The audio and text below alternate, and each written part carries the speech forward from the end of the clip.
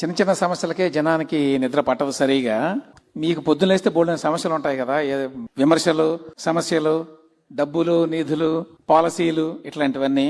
వాటన్నిటిని పట్టించుకోకుండా అంత ప్రశాంతంగా ఎట్లా నిద్రపోగలుగుతున్నారు? నేను అందుకే చెప్పాను, నేను తప్పు చేయను. నాకు ఒక నిర్దిష్టమైన ఆలోచన ఉంది. మీరు ఒక మాట చెప్పారు.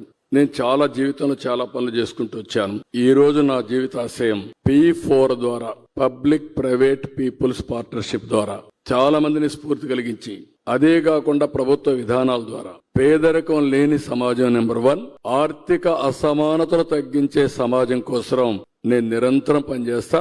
అది ఉన్నంత వరకు ఏ తప్పు చేయను, చేయాల్సిన అవసరం లేదు. 30 ఏళ్లకు మునుపు ఒక చిన్న కంపెనీ పెట్టాను, ఒక చిల్లింగ్ సెంటర్తో స్టార్ట్ చేశాం.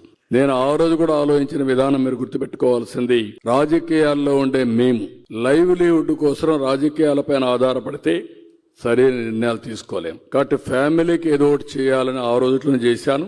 ఆ కంపెనీ మా మిస్సెస్ గాని మా పిల్లలు గాని చూసుకున్నారు. ఇప్పుడు వాళ్ళకి ఏమి ఇబ్బంది లేదు. నేను పనిచేసేది మొన్న కూడా చెప్పాను, నేను నా చివరి రక్తపు బొట్టున్నంత వరకు, చివరి శ్వాస ఉన్నంత వరకు ఈ సమాజం కోసం పనిచేస్తా, లాజికల్ గా తీసుకెళ్తా.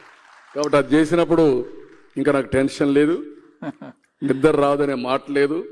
ఎప్పుడు పడుకున్నా మళ్ళా లేసే వరకు సౌండ్ స్లీప్ ఉంటుంది. కాబట్టి మీకు ఆ డౌట్ అవసరం లేదు.